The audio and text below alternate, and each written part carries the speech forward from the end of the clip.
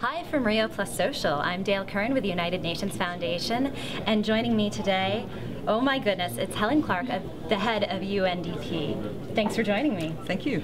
So here we are at Rio Social, where we're trying to expand the conversations at Rio 20 beyond the doors and share them with the global community, as well as hear all the voices from the global community here at the meetings. So what role do you think that social media has in all of these conversations taking place? There's zillions of people out there and they're linked up.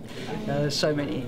I use Twitter myself very actively, at Helen Clark UNDP. Ooh, at Helen Clark UNDP. Okay. And I'm tweeting a lot from this conference, as I do about all the stuff I'm doing in development, and occasionally the odd review of a play or a concert as well. But no, truly, people want to be engaged.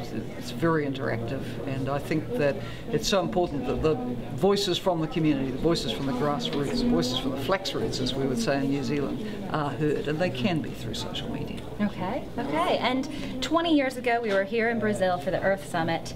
20 years from now, what do you think social media will have done to make sure that the future we want is actually a reality?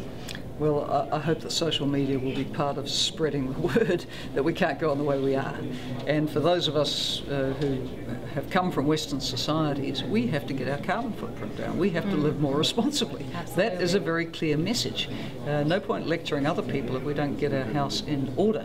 And the other thing we need to be helping with as Western societies, donor countries, is supporting developing countries to get access to the technologies they need and the capacities they need to follow transformational routes to sustainable development. So there's a lot on the agenda, and we don't want to come back in 20 years' time and say people didn't listen. They didn't listen at Rio +20. We want them to listen, we want them to go home, we want them to act.